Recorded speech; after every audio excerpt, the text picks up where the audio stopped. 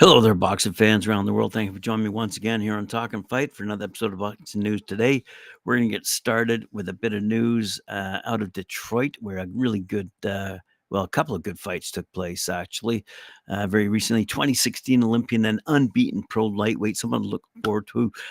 Juan Carrillo, 12-0, 9 knockouts, knocked out Quinton Rankin on this past Thursday night at the Wayne State Fieldhouse in Detroit, Michigan. Check this out. A left uppercut followed by a right uppercut finished Rankin off at 20 seconds of round number 3. That must have been one heck of a round. IBF number 14 ranked super lightweight and recent world title challenger Shojahan Ergavshev, 24-1, by the way, 21 knockouts, entering the ring for the first time since his unsuccessful challenge for Subriel Mateus's IBF world title last year, annihilated Juan Huertas in round number 1. A left hook to the body left Huerta on the canvas, writhing in pain at 2 minutes of that round. Ouch. And unbeaten IBF number 2, WBO number 10, super middleweight, Vladimir Shishkin, 16-0 now, 10 knockouts, scored a 7th round technical knockout against 43-year-old spoiler Mike Guy. A barrage of punishing finishes stopped the fight at 2 minutes 14 seconds. Wow, 7th round. In another fight on this particular evening, we saw 38-year-old former world title challenger Dwalis Prescott. He was stopped in the first round by Hussam Al-Mashadi, who's now 9-1 with 8 knockouts. Great to see. Let's move along to the Tsyzu fight. I want to talk about very, very briefly some of the predictions that I saw over on yardbarker.com. I thought I'd share them with you because I'm sure you're all betting on this one. Okay, my bet is on Tim, the Australian. Okay. I don't think Sebastian's going to be quite ready. He's only had a couple of weeks to prepare, shall we say, but then so is Tim. So anyway, the point matter is the height advantage is incredible. But you know what? A couple of years ago, I once put my money behind a fellow by the name of Anthony Joshua when he was going up against a guy by the name of Alexander Usyk. And I thought the height and the reach advantage that Joshua had would make me some money. I was wrong. So let's have a quick look here at Yardbarker's writers had to say. Hey, Tsyzu versus Fundora. Here we go. Both fighters will have had to make some adjustments in their preparations, given that they were not initially meant to clash. As we all know, Keith Thurman was supposed to enter the ring, but anyway, he was. Anyway, however, Fundora's way of fighting might leave him open to getting stopped by Tsyzu. We're predicting the Australian to get a late stoppage. I'm predicting he'll get an early stoppage because he'll pound away at the liver and Fundora will go down. That's my prediction. Rolly Romero versus Isaac Cruz. Cruz's style, they say, should cause all sorts of trouble for Romero. So expect the Mexican to win by knockout in the later rounds. Arislan Larry versus Michael Zarafa. While both fighters have not been very active these past 2 years, this should be a fight where Lara boxes himself to a decision win. We're predicting Lara by unanimous decision. Pretty safe bet. Julio Cesar Martinez versus Angelino Cordova. These two finally meet. Though knowing Martinez, you never know until the first bell rings. Assuming nothing goes wrong till then, expect Martinez to win via stoppage. So just a couple of predictions for my friends over at Yardbarker, and we're all looking forward to a great weekend of fighting these next few days. Anyway, let's have a quick look here at what Tsyzu had to say about his opponent, Fundora. He said, and this is after their face-off. Anyway, Tsyzu's 24-0, by the way, 17 knockouts, need I remind you, okay? Said during his face-off with Fundora, who's 21-1, by the way, 13 knockouts, that Fundora was talking about his diet, letting him know that he's been eating pizzas. Tim didn't think too much of that, viewing it as a sign that a 6'5" Fundora was not disciplined. What Tsyzu may be failing to realize is that Fundora has an ectomorph body frame. And those types burn calories rapidly and must work hard to maintain their weight, according to boxingnews24.com. If Fundora didn't eat calorie-dense foods like pizza in training camp, he would lose too much weight and become weak. In contrast, Tsyzu is a mesomorph, and those types put on muscle easily and are careful about what they eat for fear of putting on weight. So, said Timmy, he goes, my body has matured and it's at a different stage. He's eating pizzas and burgers. I would never do that. I wouldn't even do that if I wasn't in a training camp. So it must feel alien to Tim Tsyzu to see the rail thin Fundora eating pizza because he can't do that himself without putting on weight. Fundora, though, isn't foolish. If he was putting on weight from eating pizza and becoming fat, he wouldn't do it. What he's trying to do is keep his weight up so he doesn't waste away while finishing his camp, said Tsyzu. He hasn't fought a world champion before on that caliber. Inside, outside, it really doesn't bother me. They really underestimate my boxing skills, and I'll show them. I'm a much smarter fighter. I think my style has evolved and changed since the Terrell Gaushu fight. I'm much more strategic, and my shots are much more calculated now. So when I land, I actually land. So there's some brave words from Tim Tsyzu, the Australian, who is undefeated and will attempt to unify the 154-pound titles this weekend when he puts his own WBO world title on the line. Further on to this story is I mentioned the other day the money that Tim would make. I think it was 10 million US, 15 million Australian dollars. And if he were to go on, for example, to fight Errol Spence or Bud Crawford, he might get that same amount of money. But there is a little bit of a difference between those two potential challengers. Errol Spence, quite frankly, is a tad more popular on the pay-per-view circuit, and therefore there is a bit more money to be made if Tsyzu wins against Fundora and if he were to fight Errol Spence. So he did have this to say, by the way. Finally, he's woken up. Oh, look, I'm ready to be taken on. I'd love that fight with open arms. Speaking of a fight against Spence, I've been calling him out for a long time. And he had a quick, when asked about Rolly Romero and Pitbull, I think it'll be interesting. I don't think Pitbull can get knocked out. I think he's tough, durable opponent. And I think he brings the heat, and he'll bring some awkwardness, he continues. We'll see how fit Rolly is. So there you go. A little bit of words and wisdom from Tim Tsyzu. And, again, he's looking, I'm not saying he's looking past Fundora, but he's answering questions honestly about who he might face if he wins against Fundora. And you really have to take a look at the numbers here. And they do favor Spence. Personally, if he does beat Fundora, I would like to see him fight Crawford. But either one of those fights would be a great fight to see nonetheless. So let's see how it shapes up. Right now, it's all crystal balling.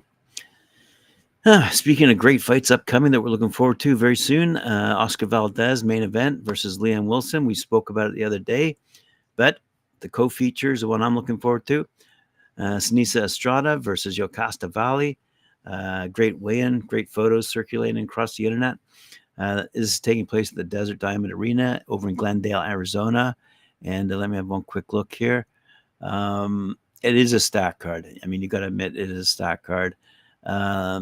They start off Oscar Valdez, Mexico's own ring gladiator, squares up against Australia's pugilistic export, Liam Wilson. So a couple of Australians entering the ring. Anyway, in a 10-rounder that smells like redemption, both gents are looking to scrub off the stink of past losses right in the same spot that caught them.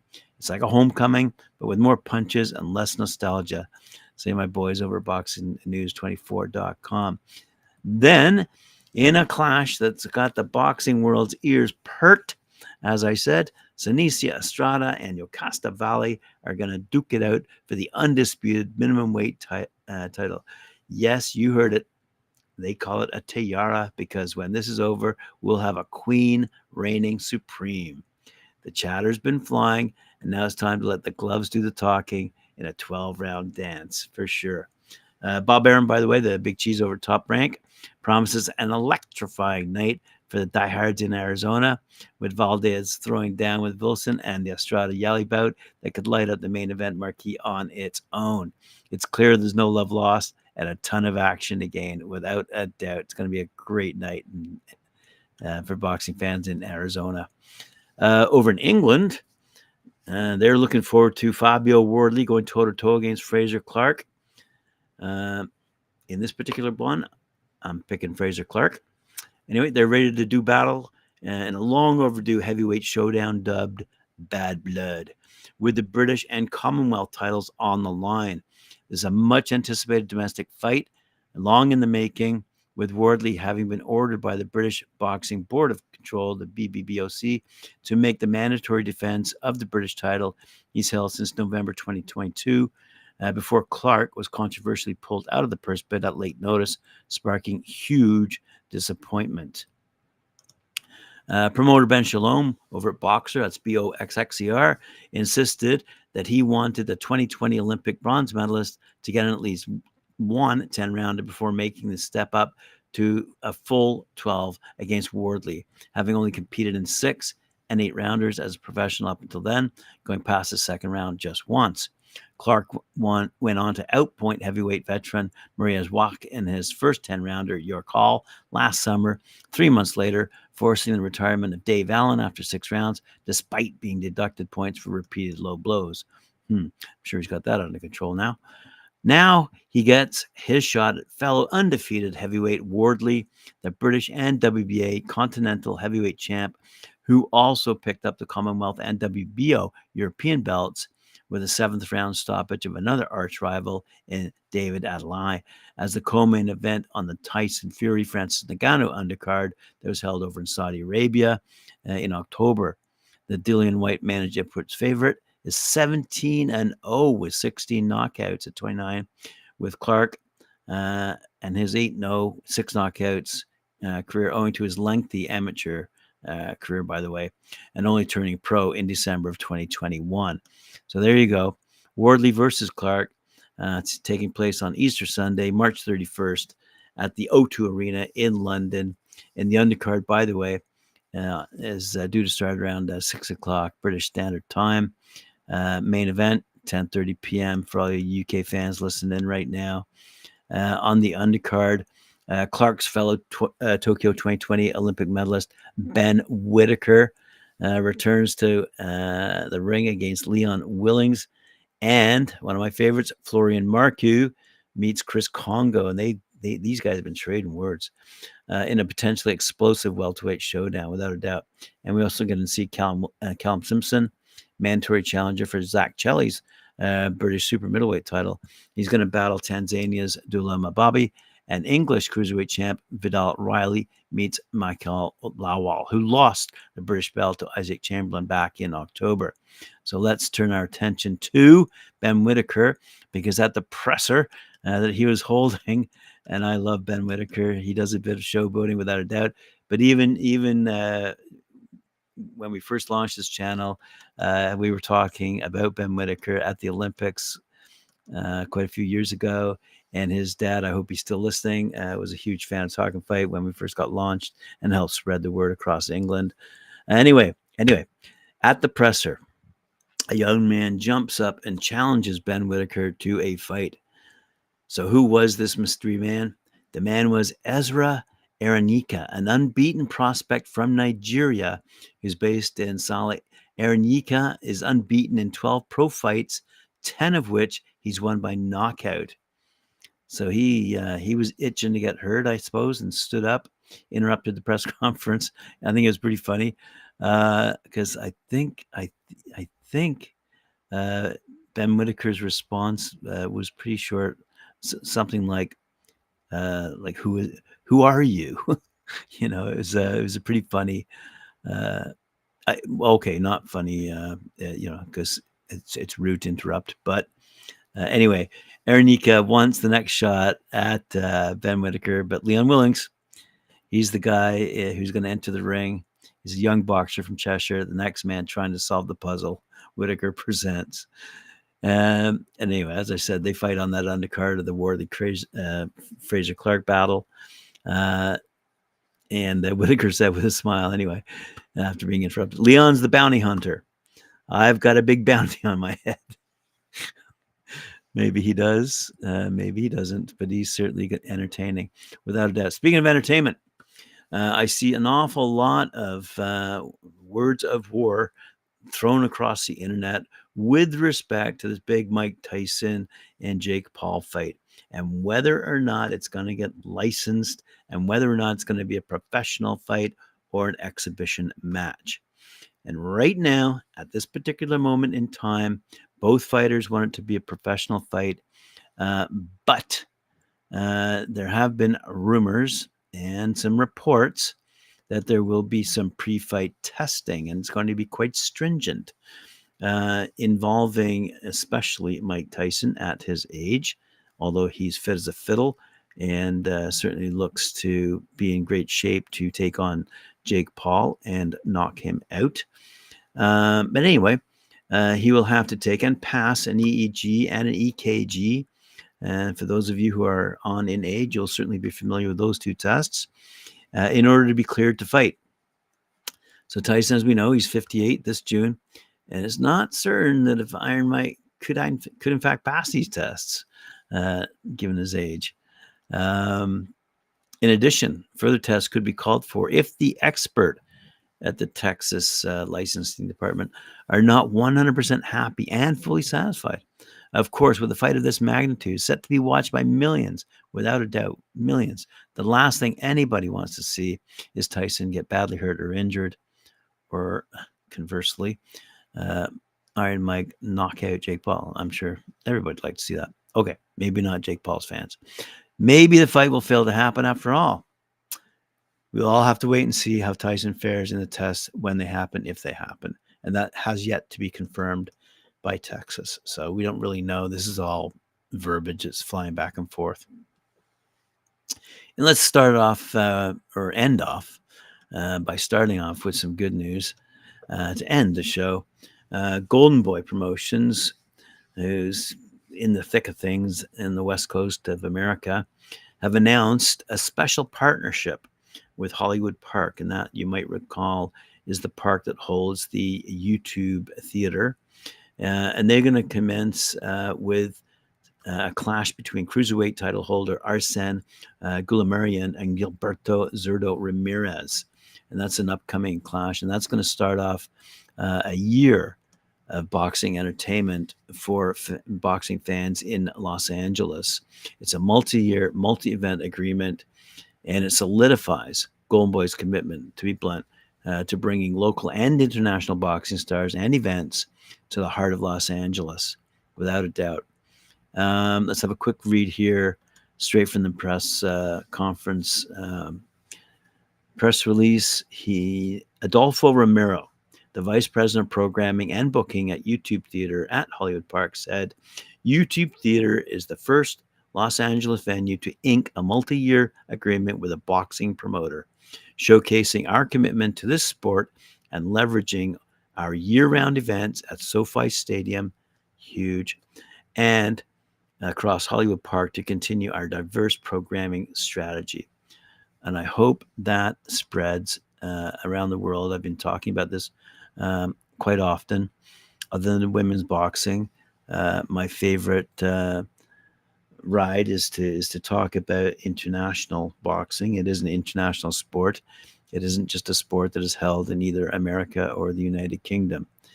Anyway, the agreement between these two people was announced at a press conference ahead of Golden Boy's card at the YouTube Theater that is in Inglewood, California. And it's Armenia's. He's a great fighter. Goulamirian, he's 27-0, by the way. Will meet Mexico's Ramirez, who's 45-1. It's a scheduled 12-rounder, and it will be broadcast live on DAZN, by the way. So there you go, boxing fans. Appreciate it very much for joining me. Remember to like, share, subscribe. Please hit that notification bell. And beer me. You see that QR code up there? Show me some love. I'll talk to you. Let's see, after this upcoming series of fights that I've just mentioned, 11 a.m. Eastern Time here on Talkin' Fight.